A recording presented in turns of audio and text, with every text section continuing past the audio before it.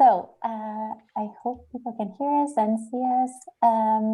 Let me just quickly start with an intro. So welcome everyone to this webinar organized by the Open GLAM Initiative, the Museum Computer Network Special Interest Group on Intellectual Property, and the European Copyright Community. We started this series of webinars on a monthly basis. We did a short break over 2 months, and now we're back with the first one after this break. Which we're very excited about. And today we're going to focus on impact on the reuse of digital cultural heritage.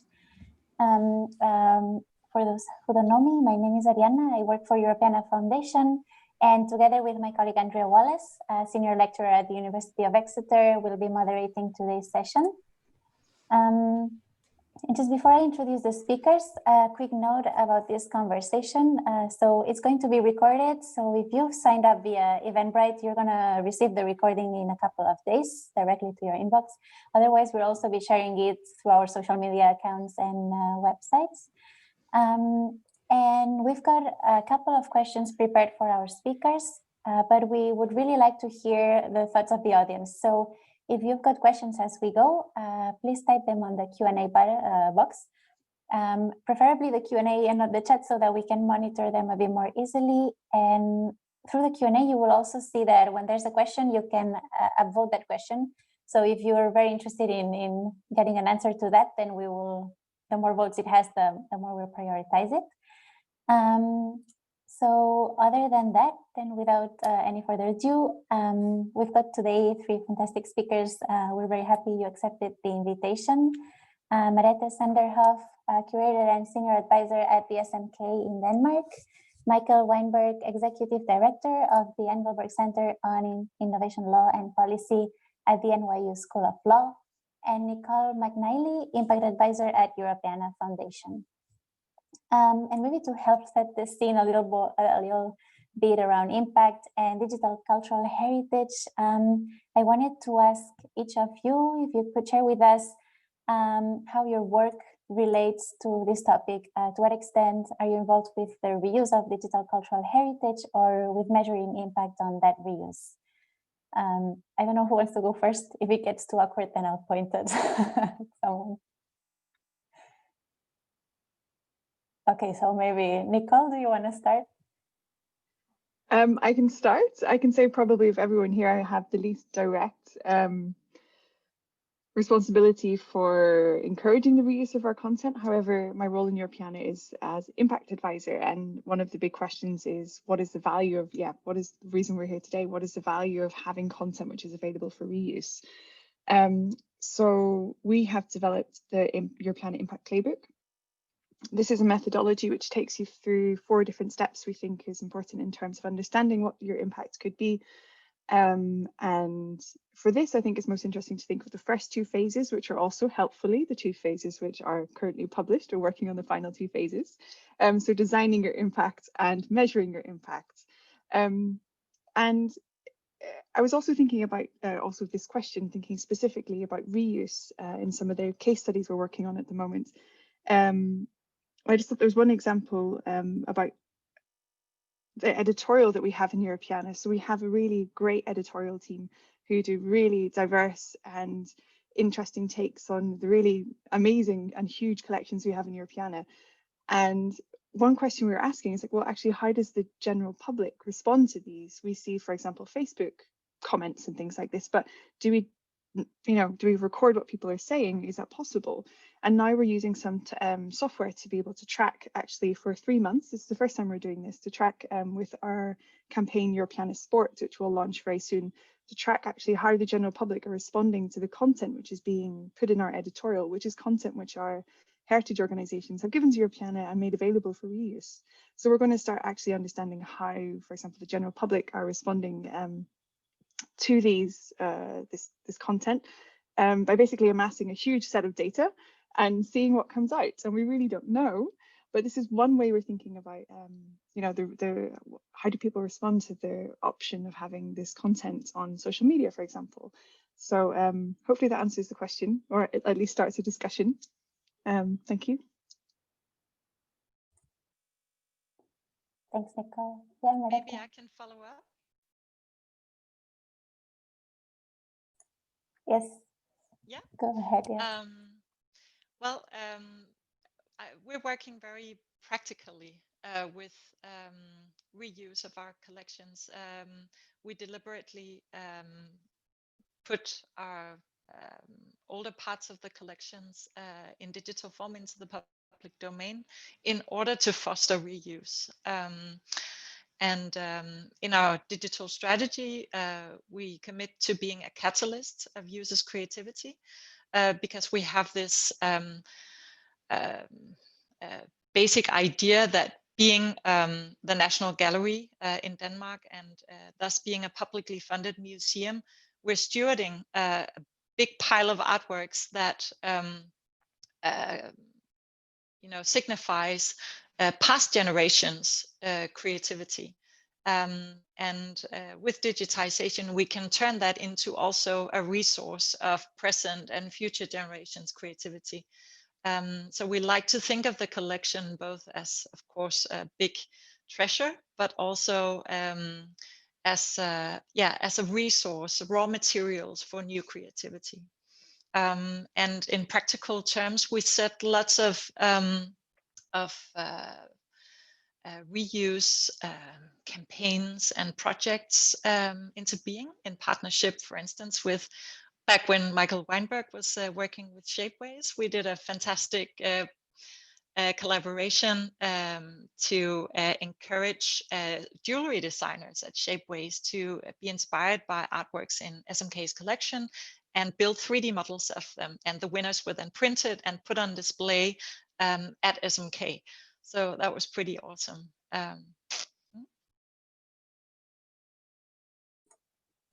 Great, thanks, Merete. So, Michael. Yeah, so thank you so much for having me. I guess I think of myself mostly as an open access enthusiast and to just try and think of ways to get other people excited and engaged with opening collections and encouraging reuse and remixing. Because of my background, I think I spend more time on some of the 3D aspects of open access and encouraging people to, when they think about open access and think about their collections, it's amazing to think about open access for 2D or 2D-ish things like paintings or drawings, and it's also great to think about photographs of 3D objects that can be really useful. But at this point, with the state of technology, you can also go further and think about creating digital 3D scans of those things in your collection that have a physicality to them, right? Sculptures, artifacts, things like that. And so one of the things that I've tried to do, especially recently, is think about working through some of the legal issues around that, basically with the goal of convincing people, I'll just sort of put my cards on the table, that it is possible to work through the legal issues around it. They actually aren't that complicated. If you're sitting there thinking, well, it would be great to digitize our 3D objects, but we're worried about what the lawyers will say, to basically say, you don't have to worry about what the lawyers will say. There's totally an answer to it. It shouldn't be too hard. You can do it. Most recently, this summer, we put out a new website, glam3d.org, that was designed to really be a guide to bring people all the way through the process from conceiving an open access 3D project to doing the digitization to getting it out and really thinking through all of the pieces.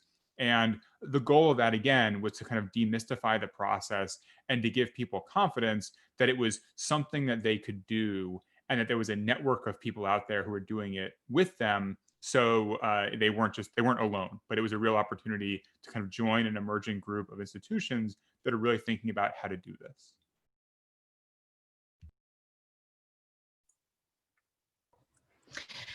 I'm going to jump in and ask a question because I feel like each of y'all touched on some really important things that would be great to kind of unpick a bit further, especially, like what even is impact? Like thinking about, it's just such a weird fluid word that can have different meanings in different contexts and also be measurable in different ways depending on who's asking for it. And we kind of wanted to talk about the ways that you measure impact, what type of impact assessments and metrics we're using. I think this is really important, especially when we're looking at like the tension between financial revenue generation and being able to directly tie that to the collections versus opening them up and then not actually being able to make some of those direct ties anymore. And so, Nicole, I think you said this, you're just working on amassing a huge amount of data and we don't know, right? So I think there's some interesting, maybe some stuff to talk about there in terms of like documentation and what type of data may be important to capture. Merete, you have done such great work with thinking about how to design your own impact and provide the tools for audiences, for the community to actually then like almost like provocations to come forward and engage the collections in a way that you then are able to take the tangible outcomes and say, look here, right? And then even what Michael just brought up, thinking about other disciplines in which impact can appear. So in law, in places that may not be kind of within the parameters and what we're used to kind of thinking about in terms of impact. So I wonder if thinking about how we measure that, what's important in terms of metrics, and how we're kind of shifting our ideas around that. If y'all could expand a bit further and go down that rabbit hole. I'm happy to start if just to follow the order we were in earlier. So absolutely, what we collect is really important. Also, one of the principles of data collection should be that you use everything you collect and you don't over-collect and you don't overburden people with questions which you'll never use the data from, and it's about being respectful of people's time. But really, the question of what to collect comes back to what impact are you trying to show and who are you doing the activity for? And so the playbook, which I'll keep coming back to, not to promote it, just because it's actually designed for this, sets out some ways of thinking about who are you doing this for, and what might they experience through the interaction with your content. And I will hopefully show some slides very, very quickly. Hopefully you can see something. Yeah. I will quickly go through. So, where do I start? So, for example, if you're thinking about who you're having impact for, we have this resource called an empathy map, and you can think about, okay, so are we thinking about the users of the okay, I'm going to use GIF It Up, for example, as an idea. Are we thinking about the users of GIFs who might interact with heritage? Are we thinking about the people who create the GIFs? And who interact with Your Planet or the other heritage sites where they can find this open content? Or are you thinking about the general public who see the GIFs, things like this? And then you can go, for example, to think, well, actually, what sort of bigger perspective are we thinking of? Are we thinking of the social value that this activity might have, or the innovation value that it's encouraging other people to experiment with digital technologies in different ways, or the economic value might be harder to, in that context, to understand, but also operational, how is this changing how organizations are promoting their content or getting it online or opening up. So there's a number of resources to go through. There's another value lens which actually goes down closer to the activity, for in terms of GIF It Up. Are you encouraging people to learn or having a legacy for this content, encouraging a sense of community, or really creating utility, a new product for someone, and for heritage organizations to use, or for people to explore through GIF It Up. And then to come back to the question of the data, well, then it really comes down to the sort of bigger tool, the central tool of phase one of the playbook, which is what we call the change pathway. And as you go through this, you'll see, I don't know if I can point, but sort of going from left to right, you'll see, I don't know if I can point, so give me 1 second. I don't know if you can see my screen, my mouse. Going from left to right, we think about the stakeholders. So this is an example from a webinar we did yesterday, prepared by my colleague Dafydd from the National Library of Wales. You think about the stakeholder who you're doing the work for. You're thinking about the resources, moving right, the resources you're investing into the activity, going next into the outputs. The activities and then the resources, sorry. You think about the activities preparing for a webinar, the resources is the webinar. And you're thinking about the output. So this is a lot of the data we might collect on a normal basis. So for example, how many people are accessing our website, and specifically how many people are accessing that content. And I'll come back to this because it's an interesting metric to play with. But moving to the right, you're thinking about outcomes. So these are changes that people experience. So it's beyond that sort of measurable, okay, 10 people went to the webinar, 100 people downloaded the playbook, for example. But it's going to the changes that are experienced by the people who attended the webinar, the people who downloaded the playbook, and the changes that, for example, might happen then in their work, that longer term change. And then if we go to the right, that's really the impact. That is that longer term change that you contribute towards. You're not going to be responsible for that change happening, but you will have contributed in a way, and hopefully will have contributed in a way to that happening. And the data you're most able to collect sort of comes at that sort of early, shorter term stage. And long-term data collection takes a lot of time, a lot of investment of resources.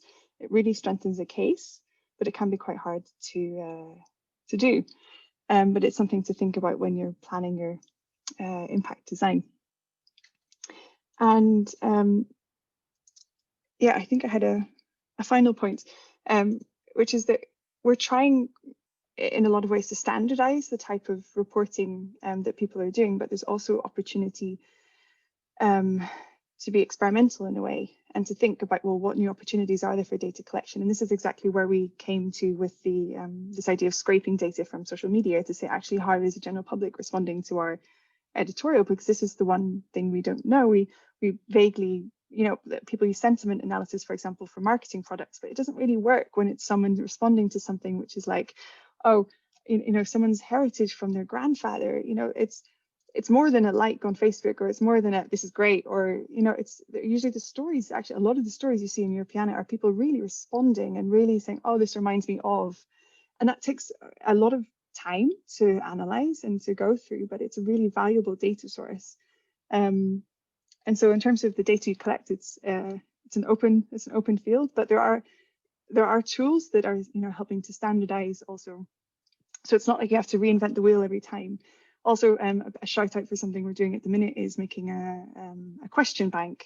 So we're trying to standardize the type of questions we're asking across Europeana initiative, and then we'll make that available to anyone who wants to use it and to contribute to, and we'll keep it up to date, and we'll keep growing that as we sort of try and find the best ways of asking the right questions. And as we go forward, we'll sort of standardize. I'll stop talking. I'm sorry, that was a lot.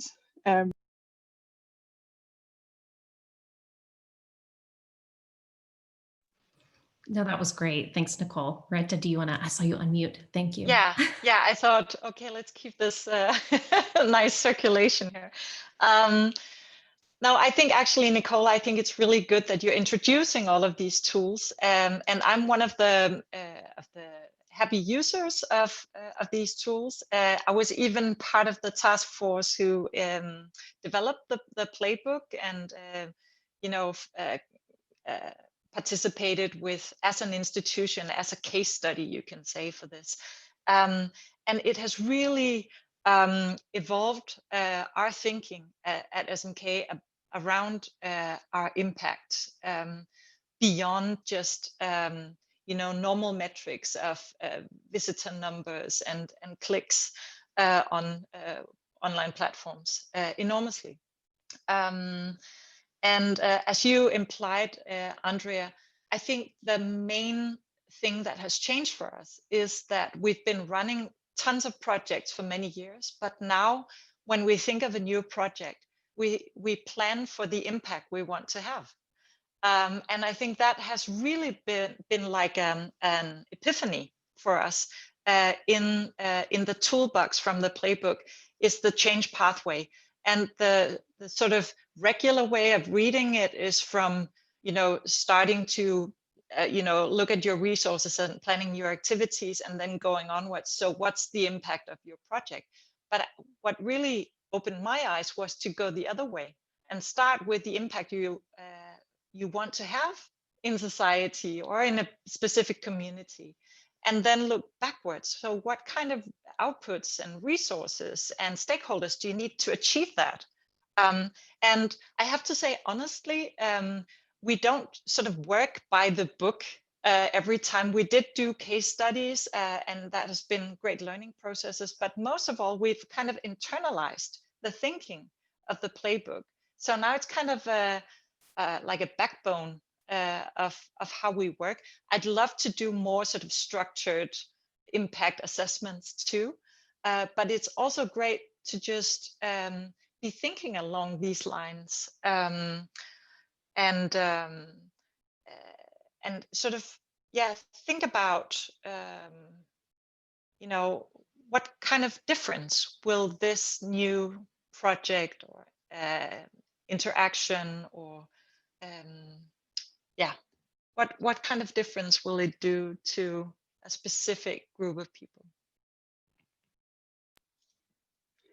If I may also come in to follow that, that makes my heart sing. I don't have a better expression for that, even though I'm speaking. It's absolutely, it's like we had a webinar yesterday and some people were coming to us saying, you know, we love the idea. This is playbook for the, by the way, I've got a hard copy, one of the very few. We love the idea. It seems like a lot for us. It seems like a lot to go through, but there's something really valuable in following the full process and then taking the bits that for you make the most sense.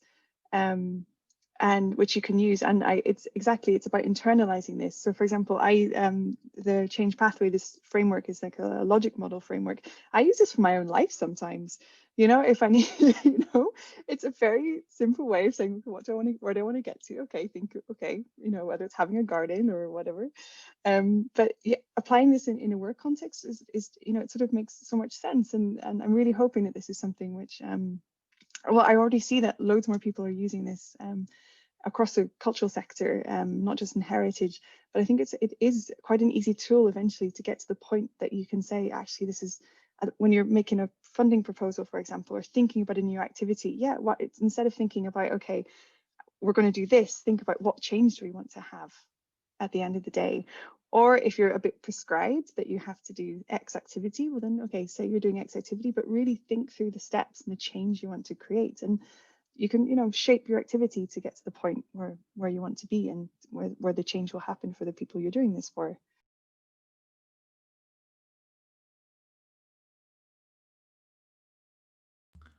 I can jump in just really quickly, and I'm glad that Nicole and Merete got to talk about like really specific metrics, because it lets me make a point that's a little bit wishy-washier and a little bit more kind of touchy-feely, but also has some metrics. So one of the things that I've seen recently is that because he's stuck with me, my brother is actually a children's book author and illustrator. And so over the years, I have kind of talked enough about this open access stuff that he came out with a series of books that were all based on remixing open collections. All the art was based on remixing open collections.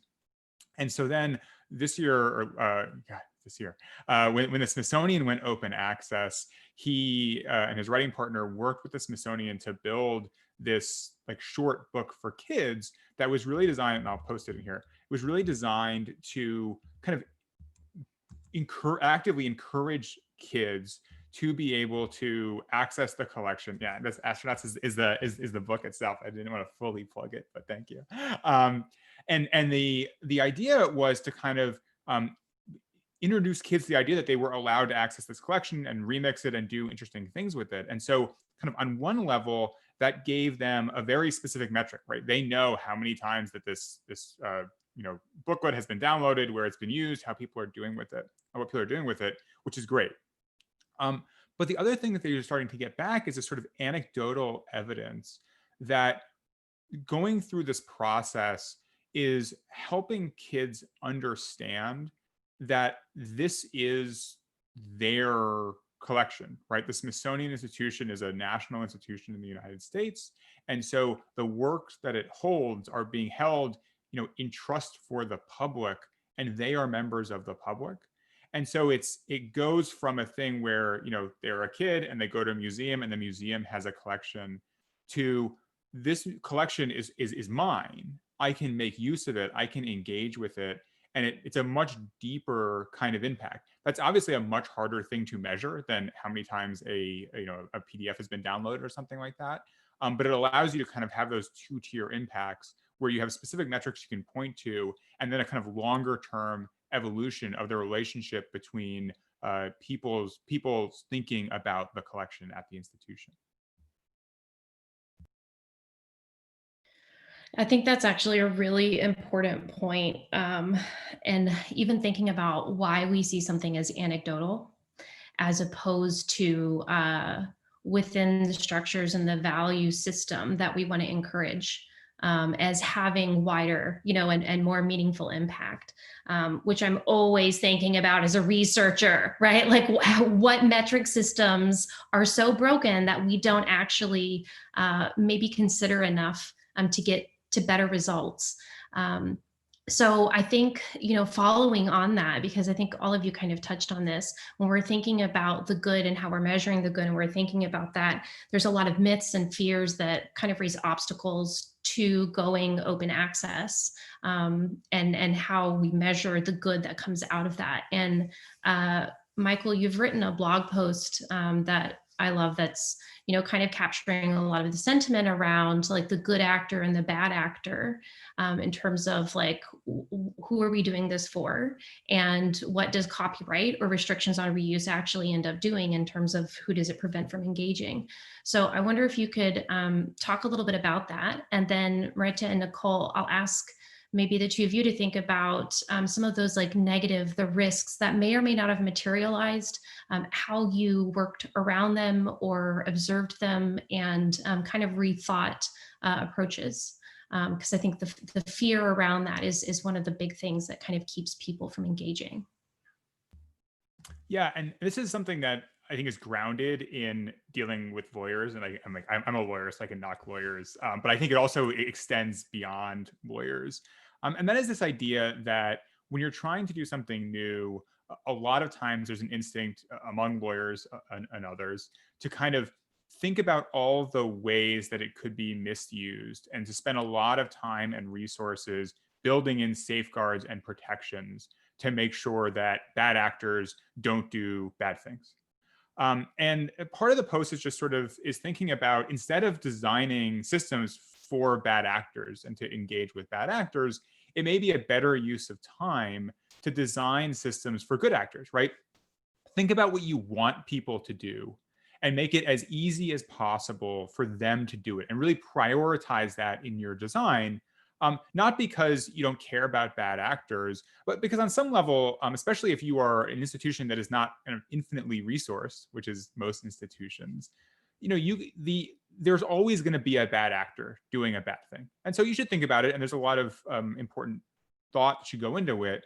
But it's probably more important to make sure that the people who you want to be doing things can do them than building that like 5th, 6th, 7th round layer of protection so that some like super obscure person could, I remember talking to somebody and they were worried that, they were thinking about digitizing coins, and they were worried that digitizing the coins would go against some sort of national coin counterfeiting law that made it illegal to like put coins on the copies of coins without saying it's a copy of a coin. And it's just like, this is not probably like the #1 concern with this project. Let's make sure that the people who want to remix it, people who want to access it, people who want to study it can do it, and then worry about how to deal with some bad actors, not start by just building a million different traps for bad actors and hoping the good actors can kind of make their way through the maze to get to where you want them to get in the first place. Yeah, amen. No, but this is so, I so agree, and it's interesting to realize how much we mistrust the public. I mean, we're public institutions, we're funded by the public, and yet we have in our professional sphere quite a lot of mistrust towards the people we serve. I really think we should, chew on that in our sector, and wake up to who we are here for, and also look at all the evidence that the trailblazers of open access has provided, because there's quite a lot of studies out there by now with good evidence that the mistrust is is very often, you know, cornered by all the great stuff that people do. And the mistrust is standing in the way of acknowledging all the things that people out there will do with our collections if we, you know, pave the way for it. Things that we, as you know, GLAM professionals often can't even imagine ourselves, because we have kind of a tunnel vision, which is part of being experts in a field, but it also sort of rules out other options, and it's really, you know, it's a pity if we don't open our minds to all the amazing things people can and will do with their heritage. I can only agree, and I'll reference what Merete has said already, that there is, you know, there's research that's been done on this. It feels like this is a question which has been answered many times over many years, and there's research which shows, you know, the costs far outweigh any negatives that might come in. For example, there's a case study from the Rijksmuseum that, you know, they're by releasing their collections, they can actually have good quality, the really good quality use of items from their collections instead of really poor quality ones which are already online. There's nothing restricting them from doing that. It's just going to have positive impact for the people who are using their content and you know, their content being online. So yeah, I'm going to share a link to a blog I wrote in 2018, I think, which is 10 reasons to post your data online, and it's just got a link to some of those bits of research and case studies which have gone through and actually and looked at this. And I think exactly as Michael said, it's like, you know, weigh it up in your head. You know, there's so many people there who want to do amazing things with what you have, and there's so few people who are going to try and exploit this. And so, yeah, do the risk assessment, think about what change you want to have in the world, and then, you know, yeah. Yeah, I mean, yeah, we've got like from the things you just said, we've got a couple of great headlines now that we could use. It sounds, yeah, super interesting. And I think these unexpected benefits are really something that, unless we keep an open mind and we don't try to plan absolutely everything that is ahead, we won't enjoy. I was wondering if any of you could share any of these maybe unexpected benefits that your institutions or that colleagues of yours have seen happening. And also the extent to which you've seen like tangible benefits that you can now use to do some convincing in your institution, because I imagine there's often a couple of open advocates, but you don't always have the necessary support to go for a particular way. So I was wondering if you've got any tips around that.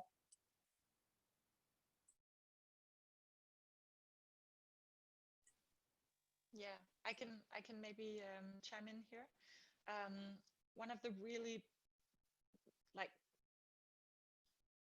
massive impacts of our open access policy is the scale with which our collection is being reused on Wikipedia.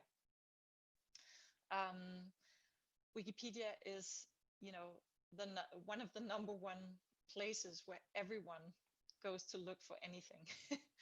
And since our very first open access testing back in 2011-12, Wikipedians, volunteers from that community have been so happy that, you know, to see a cultural institution provide high quality images with trustworthy data from the source institution. So they've been so helpful to get our material out in Wikimedia Commons and help, you know, put images and knowledge to use on Wikipedia. And the great benefit for us is that a hell of a lot more people find us on Wikipedia than they do on our own platform, simply because Wikipedia is so much bigger than SMK. Even though we're the biggest art museum in Denmark, we're tiny on a global scale. But on Wikipedia, we have up to like 40 million page views a year.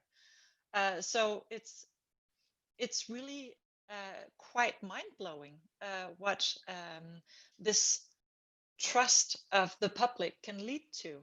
And not just, now we're talking about impact. So it's not just numbers, it's also the community that we've built together with Wikipedians around art and culture as topics for description and elaboration on Wikipedia.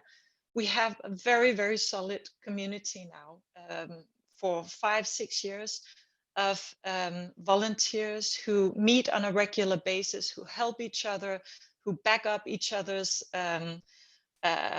edits and articles on Wikipedia. If there's a notability feud or anything, people really stick together around this topic now.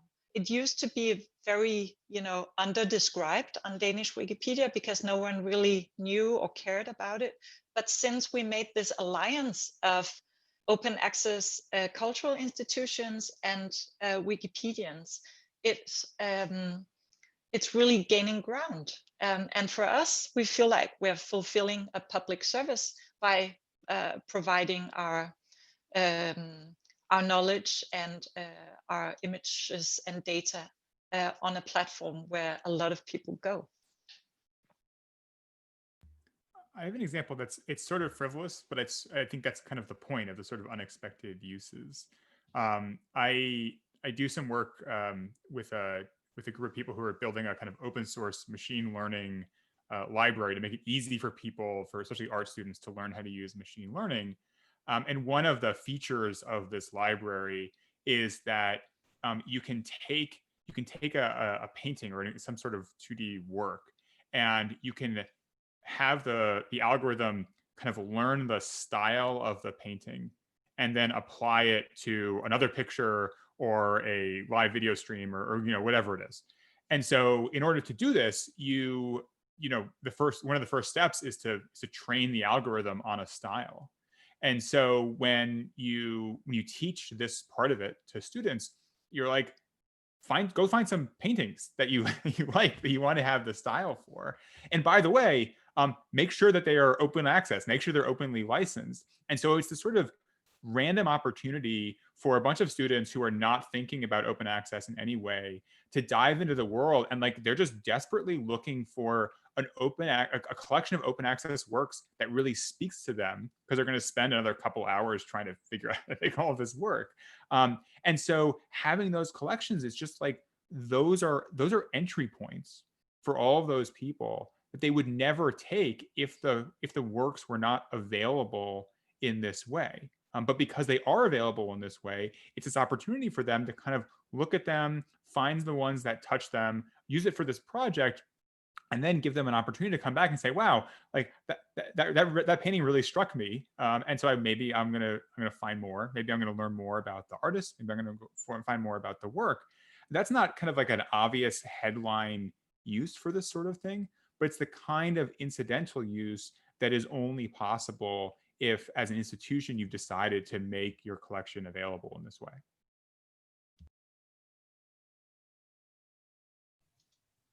Nicole, do you want to add anything to that?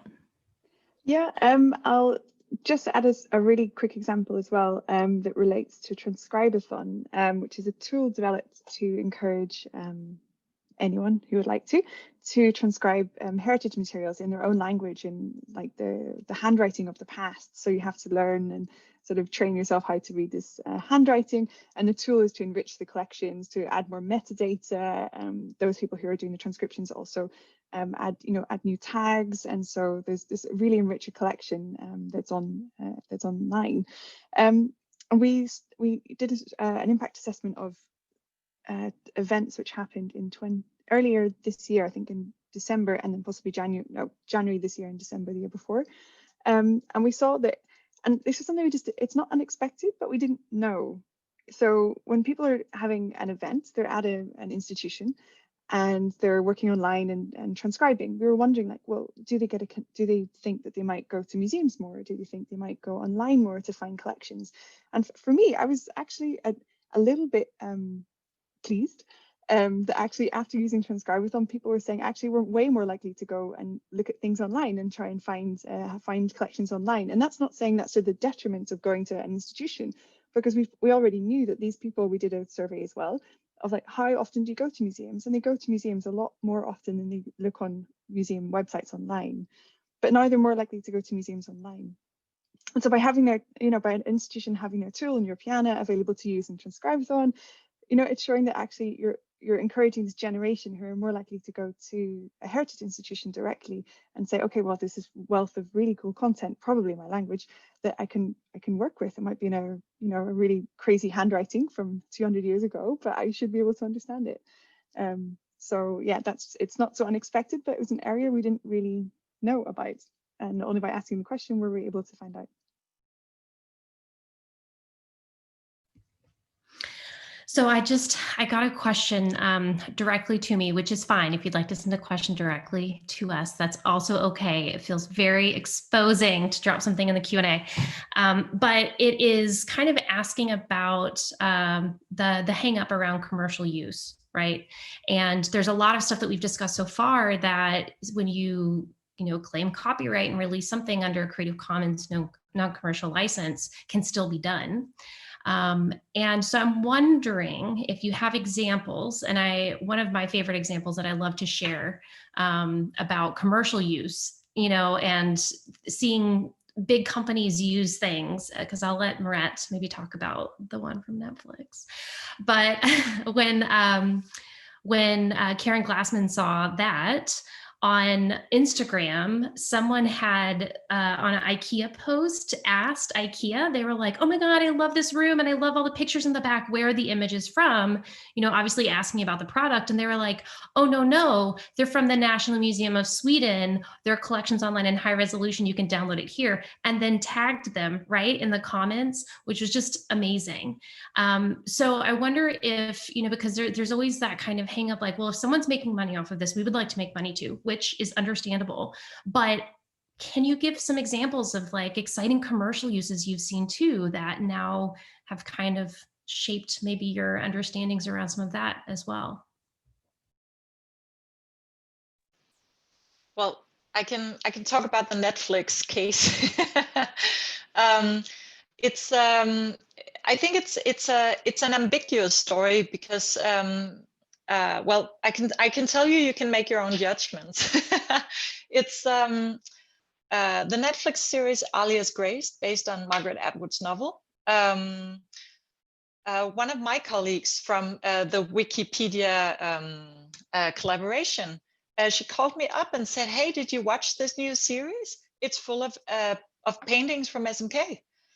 And it was really mind-blowing for me to then sit down and watch it. It was really true. It was like they had really stumbled upon our collection, obviously, because this story takes place in, I believe, in Canada in the 19th century. And there were like loads of Danish paintings on the walls of the estate where the protagonist's story unfolds. And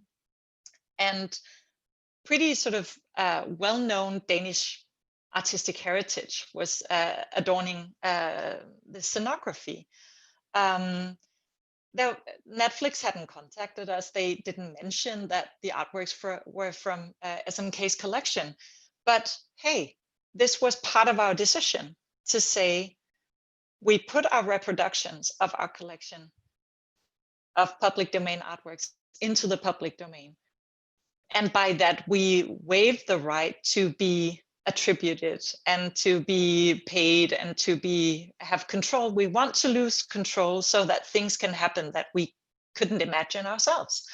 And so, in my opinion, this was an interesting example of that kind of thing happening, because if we imagine that our collection was under restrictions and licenses, our collection would have never been showcased in a series on Netflix, I venture. because we wouldn't be a place that they would go and seek permission. It would be too cumbersome, etc. And in this day and age where there's so much open content available online, I think it's more powerful to be part of the batch of open content than to stay in an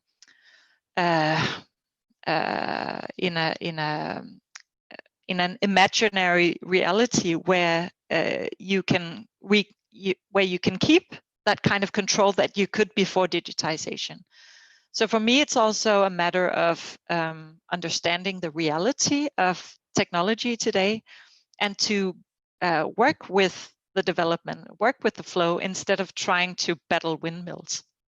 So again, coming back to our wonderful Wikipedia collaboration, some of the Wikipedians in our community then started an article about, well, the artworks in the scenography of Alia's Grace, and then provided the background information that was missing from the TV series on the platform where, you know, if you're a fan of that TV series, you're very likely to read the Wikipedia article in English.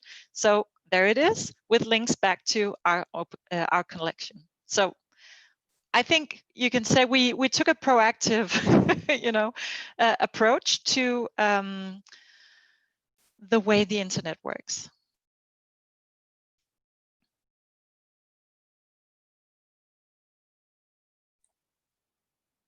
I don't know if, yeah, Nicole? Oh, I just had a really quick point to say, just to follow up with what Merete just said.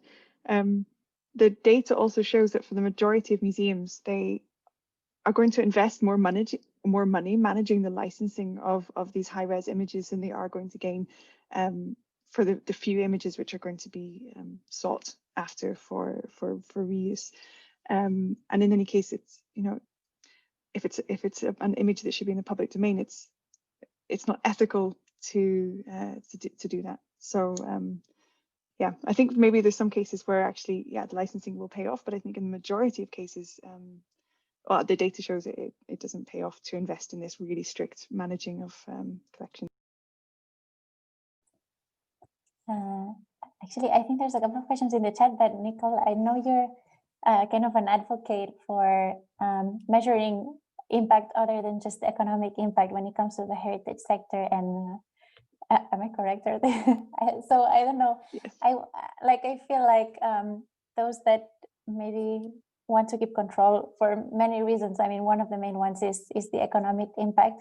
And then it feels like when you open up, you need to keep fostering that type of impact, whether there's a lot more that can be explored in that case, instead of the economic side of things. And so I don't know if you've got a couple of thoughts on other types of impact that become relevant in that space.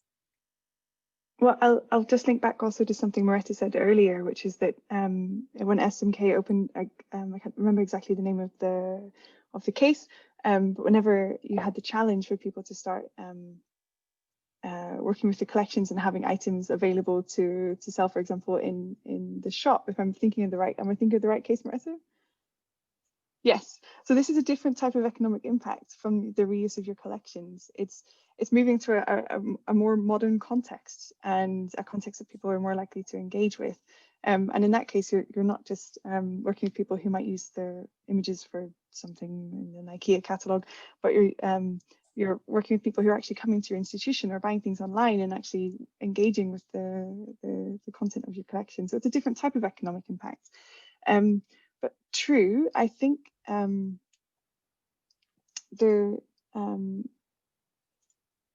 I think there's a shift away as well, especially accelerated by what's been happening in the past 7 months, away from economic impact and really focusing on the social role of the museum and the educational role of the museum. And I think that's a really positive trend, because there are things, for example, we we did our own social return on investment, which is where when you can quantify in economic terms, when you try to quantify in economic terms a social return on your activity.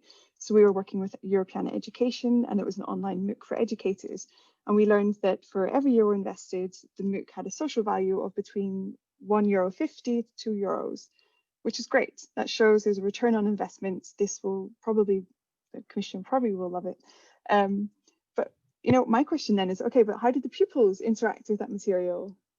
You know, it's like going that extra step beyond, and it's great to show that there is an additional value from the activity, but there's so much more value than just economic value. And so that's my position, and it's something within Europeana we're exploring economic impact as well as other types of impacts. We're not saying we're never going to look at economic impact, and sometimes it comes up when you don't expect it. So another example, we did an impact assessment. We've done a number of impact assessments in the past year. Most of them will be published before Christmas. And we learned that of the network, the Europeana network is this, 3,000 people, and we had a survey with around 10% response rate. So about 300 people told us that, or 11% of the sample who responded said that actually they saw an economic return on their membership, whether that might be in project activity or a stronger funding proposal because they're part of this network and have access to new experts. So that was something to be honest, I didn't necessarily expect. And this was really interesting to see. And it, gives us a bit more of when we do the next impact assessment or the next survey, it's something else for us to follow up on. So yeah, economic impact is part of the story, but it's definitely not the whole story. Can I maybe also talk a bit about the impact on people's well-being? Because this is something that is also really an emerging interest, I think, in the social area of cultural institutions. Where we're trying to make a difference. Obviously, there's lots of projects and research going on in this area of art, creativity, cultural participation, and how that shapes your well-being as a person. I think this is especially now with the time that we're going through now, with people being in a state of more or less of crisis and loneliness being a big topic, that the ability to participate in cultural activities with other people, even though you have to stay at home, is a very powerful way for cultural institutions to have a social impact now, that I think we will definitely also be able to measure, both in quantitative terms, but also in terms of the kind of stories that people can tell us about how that changes their sense of well-being or general satisfaction in this new everyday life that we're all landed in. And here, openly accessible collections is a very, very smart tool to have at hand.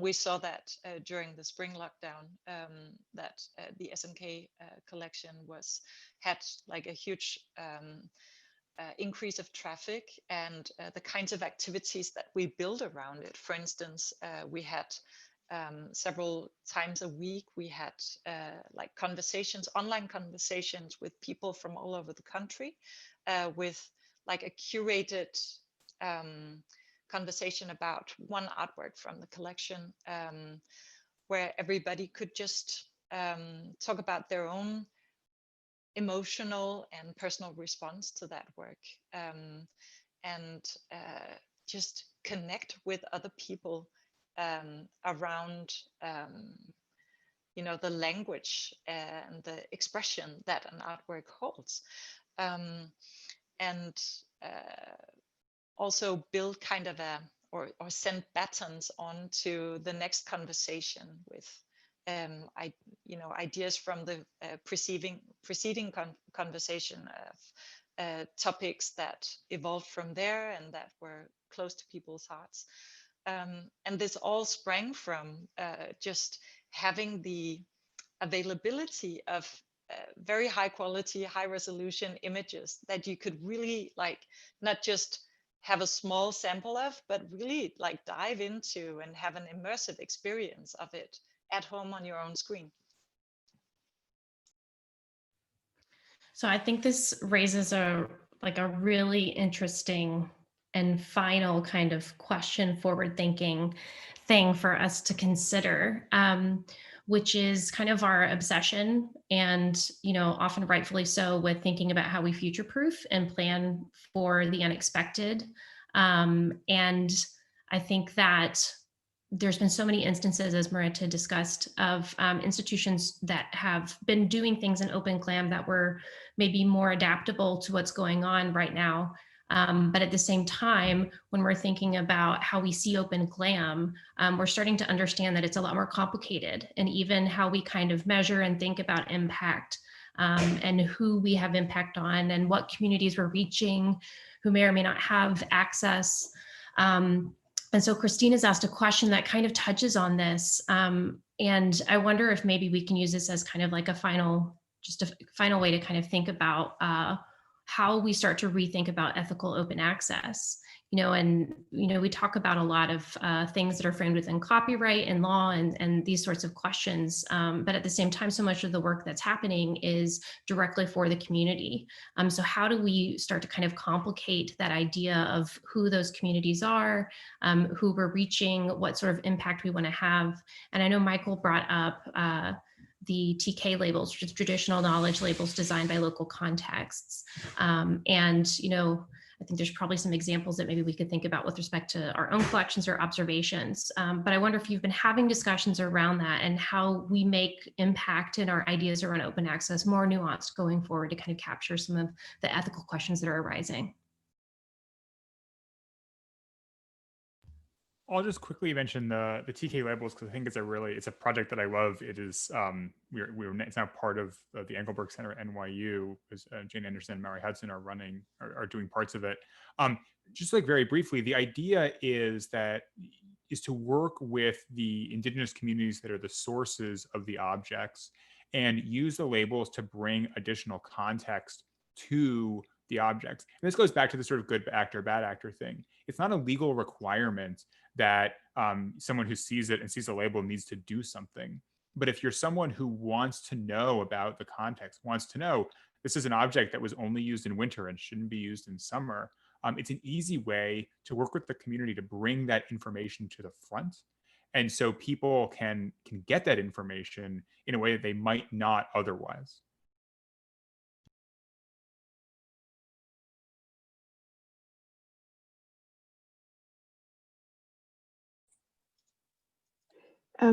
I can come next. I've just shared a link in the chat to some work that my colleagues have been doing internally. So Merete and Yolan have been working on really celebrating the diversity and the stories which aren't being told within Europeana collections. And this has been something from not being as part of their team, I've really been seeing and appreciating for much longer than I knew this was work that was going on internally. But I think from a really practical tool we can give, I can give, is again coming back to the playbook and the fact that this really focuses on who you're doing this for. And if your question about who you're doing this for is actually, if that audience is very small, then maybe it's time to think, and then to think and maybe think about doing something different and expanding the audience you're doing this for. And there's tools in here that will help you think about the empathy map. It will help you think about what that stakeholder thinks and wants, and the pains and gains, but actually having conversations with people who, instead of just imagining what they think, is probably the best way forward. But this is a tool that will get you at least started on the journey, hopefully.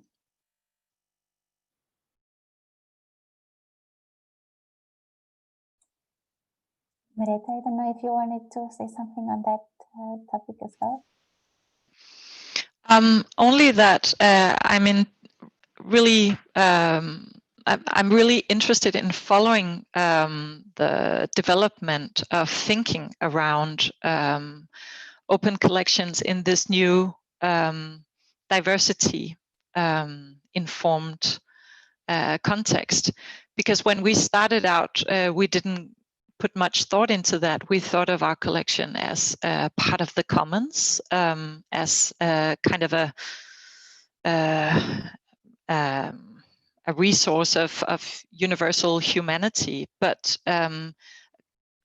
years later, where we stand now, there's a much more diverse and better informed thinking around these things. I would say for the collection that we steward here, it's mainly mostly Western art, in artworks in a Western tradition of producing aesthetic objects. We don't have ritual objects, etc. in our collection.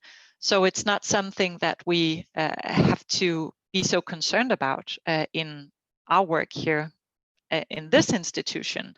But having said that, just being a museum professional makes it just fundamental to take a stance towards the ways that collections have been created, very often taking other cultures, other communities, objects of ritual, culture, religion, and just bringing them into our houses without further ado. And that whole mapping and discussion is just key to have now in this day and age, when we not only hold these objects in their physical forms, but also digitize them and make decisions around how they should be presented online.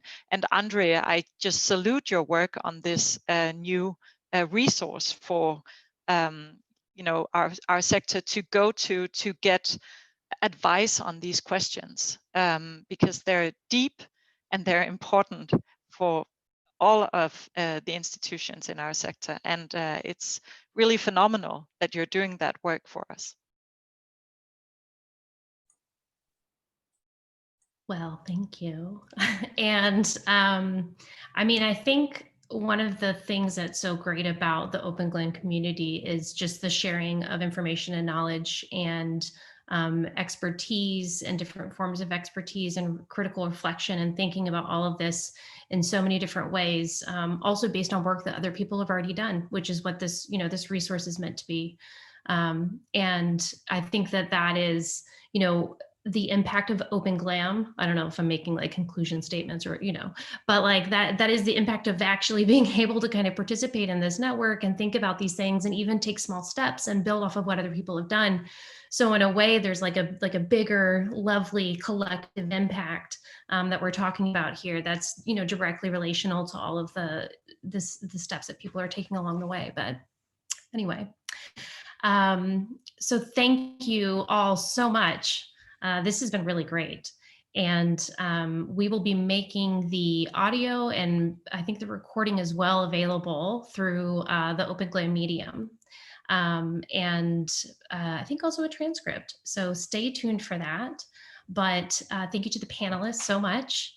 And thank you also to everyone who attended and sent the questions along. And we will have another webinar at some point, but until then, good luck. Love you, miss you. Thank you. Thank you, everyone. Thank you. Thanks. Thanks so much. Bye. Bye.